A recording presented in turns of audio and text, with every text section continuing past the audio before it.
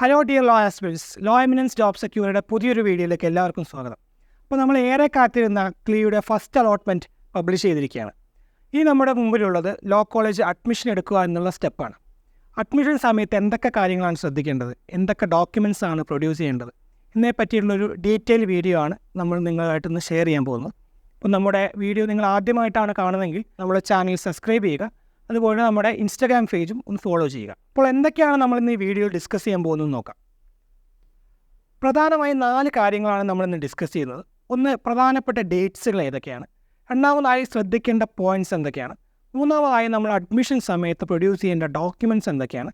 നാലാമതായി നമുക്ക് സ്ഥിരമായിട്ട് കുട്ടികൾ ചോദിക്കാറുള്ള സംശയങ്ങളുണ്ട്. അപ്പോൾ അതിൻ്റെ ഉത്തരങ്ങളാണ് നമ്മളിന്ന് ഡിസ്കസ് ചെയ്യുന്നത്. അപ്പോൾ നമുക്ക് ഇമ്പോർട്ടൻറ്റ് ഡേറ്റ്സ് നോക്കാം. നമ്മുടെ അഡ്മിഷൻ സ്റ്റാർട്ട് ചെയ്യുന്നത് 31 ജൂലൈ 2025, അതായത് നാളെയാണ്. അതുപോലെ August 4 വരെയാണ് നമുക്ക് അഡ്മിഷൻ എടുക്കാൻ സമയമുള്ളത്. അപ്പോൾ ഇതിൽ ശ്രദ്ധിക്കേണ്ടത് August 4 3 മണി വരെയാണ് ഇതിൽ നമുക്ക് സമയം തന്നിട്ടുള്ളത്. അപ്പോൾ നമ്മൾ ഇത്രയും കാലത്തെ പ്രിപ്പറേഷൻ്റെ ഒരു എൻഡ് റിസൾട്ട് എന്ന് പറയുന്നത് നമ്മൾ കോളേജിൽ പോയി ചേരുക എന്നുള്ളത് തന്നെയാണ്.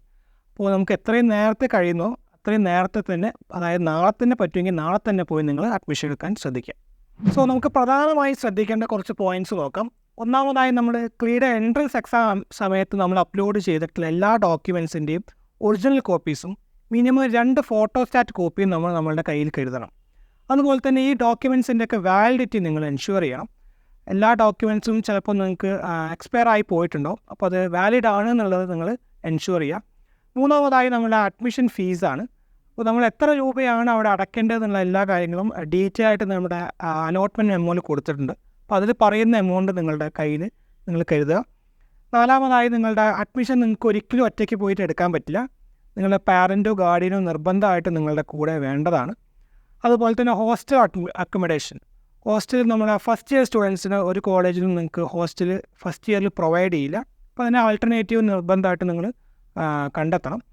അതുപോലെ തന്നെ നേരത്തെ പറഞ്ഞ പോലെ എത്രയും നേരത്തെ നിങ്ങൾക്ക് പോയിട്ട് അഡ്മിഷൻ എടുക്കാൻ പറ്റുന്നു അത്ര നേരത്തെ നിങ്ങൾ പോയിട്ട് അഡ്മിഷൻ കംപ്ലീറ്റ് ചെയ്യാം.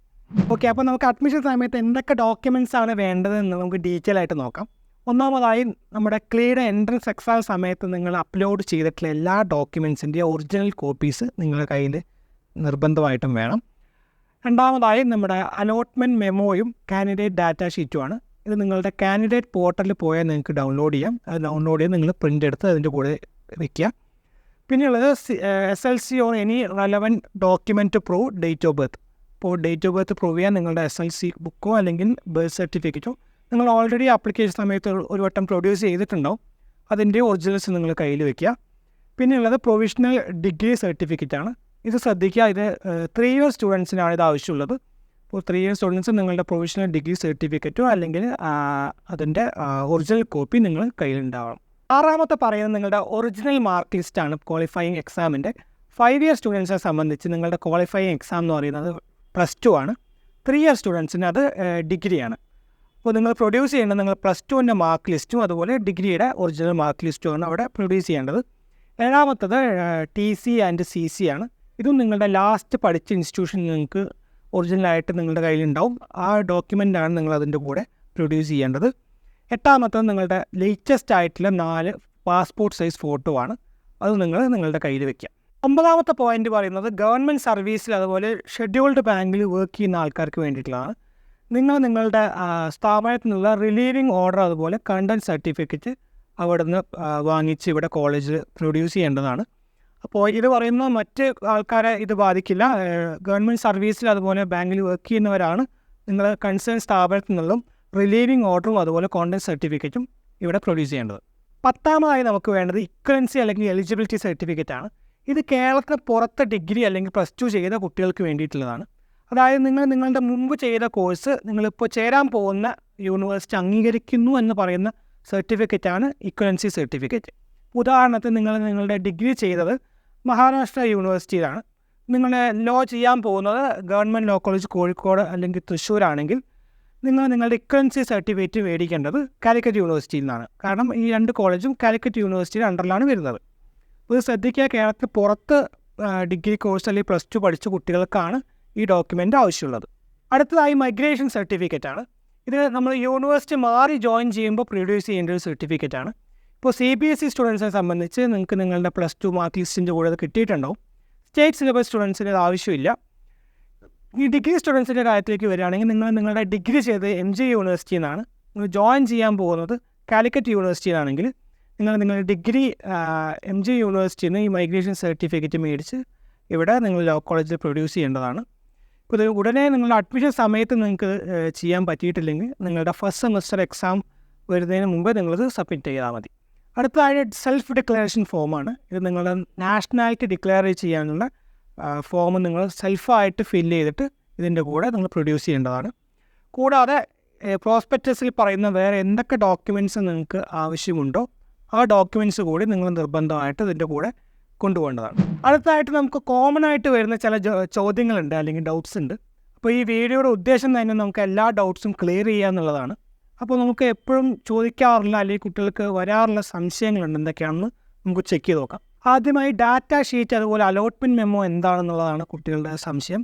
ഇത് രണ്ടും നിങ്ങളുടെ കാൻഡിഡേറ്റ് പോർട്ടിൽ ലോഗിൻ ചെയ്ത് കഴിഞ്ഞാൽ നിങ്ങൾക്ക് ഡൗൺലോഡ് ചെയ്തെടുക്കാൻ പറ്റും.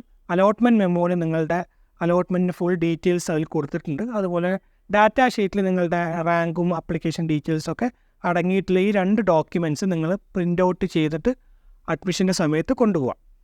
പിന്നെ വരുന്നത് സെൽഫ് ഡിക്ലറേഷൻ ഫോമാണ്. ഈ സെൽഫ് ഡിക്ലറേഷൻ ഫോം എവിടെ നിന്ന് കിട്ടുമെന്ന് പറഞ്ഞിട്ട് ഒരുപാട് കുട്ടികൾ നമ്മുടെ ചോദിക്കുന്നുണ്ട്. ഇത് കഴിഞ്ഞ വർഷം വരെ ഉണ്ടായിരുന്നില്ല, ഈ വർഷം മുതൽ വന്നിട്ടുള്ളൊരു ഡോക്യുമെൻ്റാണ്. ഇത് നിങ്ങളുടെ 5 ഇയറിൻ്റെ പ്രോസ്പെക്ടസ് എടുത്തു കഴിഞ്ഞാൽ അതിന് അവസാനത്തെ പേജിൽ ഈ സെൽഫ് ഡിക്ലറേഷൻ ഫോം കൊടുത്തിട്ടുണ്ട്. അത് നിങ്ങൾ പ്രിൻ്റ് ഔട്ട് എടുത്തിട്ട് നിങ്ങൾ തന്നെ ഫില്ല് ചെയ്തിട്ട് ഇതിൻ്റെ കൂടെ വയ്ക്കുക. പിന്നെ കണ്ടൻറ് സർട്ടിഫിക്കറ്റിൻ്റെ വാലിഡിറ്റി എന്ന് പറയുന്നത് 6 മാസമാണ്. അപ്പോൾ ഇപ്പോൾ റിപ്പീറ്റ് ചെയ്യുന്ന കുട്ടികളെ സംബന്ധിച്ചൊക്കെ നിങ്ങളുടെ കയ്യിലുള്ള കണ്ടൻറ് സർട്ടിഫിക്കറ്റ് ഇൻവാലിഡ് ആയിട്ടുണ്ടാവും. അപ്പോൾ നിങ്ങൾ നിർബന്ധമായിട്ടും ഒരു പുതിയ കണ്ടൻറ് സർട്ടിഫിക്കറ്റ് ഗസറ്റഡ് ഓഫീസറെ കയ്യിൽ നിന്ന് എടുത്തിട്ട് ഇതിൻ്റെ കൂടെ വയ്ക്കുക. 4ാമത്തെ ചോദ്യം, ഇപ്പോൾ എനിക്ക് അഡ്മിഷൻ കിട്ടിയത് ഞാൻ ആഗ്രഹിക്കാത്തൊരു കോളേജിലാണെങ്കിൽ ഞാൻ ആദ്യം ഫസ്റ്റ് പ്രിഫറൻസ് കൊടുക്കാത്തൊരു കോളേജിലാണ്. അപ്പോൾ അവിടെ പോയി ഞാൻ അഡ്മിഷൻ എടുക്കണോ എന്നുള്ളതാണ് കുട്ടികൾ സ്ഥിരമായിട്ട് ചോദിക്കാറ്. നിർബന്ധമായിട്ട് നിങ്ങൾ അവിടെ പോയി അഡ്മിഷൻ എടുക്കണം. കാരണം അങ്ങനെ അഡ്മിഷൻ എടുത്താൽ മാത്രമേ നിങ്ങൾക്ക് ഇപ്പോൾ സെക്കൻഡ് അലോട്ട്മെൻറ്റൊക്കെ വരുമ്പോൾ അതിൽ പാർട്ടിസിപ്പേറ്റ് ചെയ്യാൻ പറ്റുള്ളൂ. ഫസ്റ്റ് അലോട്ട്മെൻറ്റിൽ കിട്ടിയ കോളേജിൽ നിങ്ങൾ അഡ്മിഷൻ എടുത്ത് വെച്ച ശേഷമേ നിങ്ങൾക്ക് ഹയർ ഓപ്ഷൻ കൊടുക്കാനും അടുത്ത അലോട്ട്മെൻറ്റ് പ്രൊസീജിയറിലേക്ക് കടക്കാനും പറ്റുള്ളൂ. പിന്നെ വരുന്നത്, ഞാൻ ഫസ്റ്റ് ഓപ്ഷൻ കൊടുത്ത കോളേജിൽ തന്നെ എനിക്ക് അഡ്മിഷൻ കിട്ടി, ഇനി എനിക്ക് വേറെ കോളേജ് ഓപ്ഷൻ ഇടാൻ പറ്റുമോ എന്നുള്ളത് ചോദ്യമാണ്. അങ്ങനെ നിങ്ങൾക്ക് ഇടാൻ പറ്റില്ല. നിങ്ങൾ എവിടെയാണോ ഫസ്റ്റ് പ്രിഫറൻസ് കൊടുത്തത് അവിടെ തന്നെ നിങ്ങൾക്ക് അഡ്മിഷൻ കിട്ടി, അല്ലെങ്കിൽ അവിടെ തന്നെ നിങ്ങൾക്ക് അലോട്ട്മെൻറ്റ് കിട്ടി.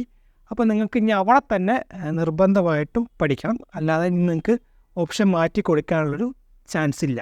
അപ്പോൾ 2025 ക്ലേ അഡ്മിഷനുമായി ബന്ധപ്പെട്ട് നിങ്ങളുടെ സംശയങ്ങളൊക്കെ ക്ലിയർ ആയി എന്ന് ഞാൻ വിശ്വസിക്കുന്നു. നമുക്ക് കവർ ചെയ്യാൻ പറ്റിയ എല്ലാ ടോപ്പ് പോയിൻറ്റ്സും നമ്മൾ ഈ വീഡിയോയിൽ കവർ ചെയ്തിട്ടുണ്ട്. അപ്പോൾ ഈ വീഡിയോ നിങ്ങൾക്ക് ഹെൽപ്ഫുൾ ആയിട്ടുണ്ടെങ്കിൽ നിങ്ങളുടെ ഫ്രണ്ട്സിനൊന്ന് ഷെയർ ചെയ്ത് കൊടുക്കുക. നമ്മുടെ ചാനൽ നിങ്ങൾ സബ്സ്ക്രൈബ് ചെയ്തിട്ടുണ്ടെങ്കിൽ ഉടനെ തന്നെ നിങ്ങൾ സബ്സ്ക്രൈബ് ചെയ്യുക. ഇതുമായി ബന്ധപ്പെട്ട് നിങ്ങൾക്ക് കൂടുതൽ സംശയങ്ങളുണ്ടെങ്കിൽ നമ്മുടെ ഡിസ്ക്രിപ്ഷനിൽ കാണുന്ന നമ്മുടെ നമ്പറിൽ നിങ്ങൾക്ക് മെസ്സേജ് അയച്ച് ചോദിക്കാവുന്നതാണ്. അപ്പോൾ ഇതുപോലത്തെ ഒരു പുതിയ വീഡിയോ ആയിട്ട് വീണ്ടും കാണാം. താങ്ക്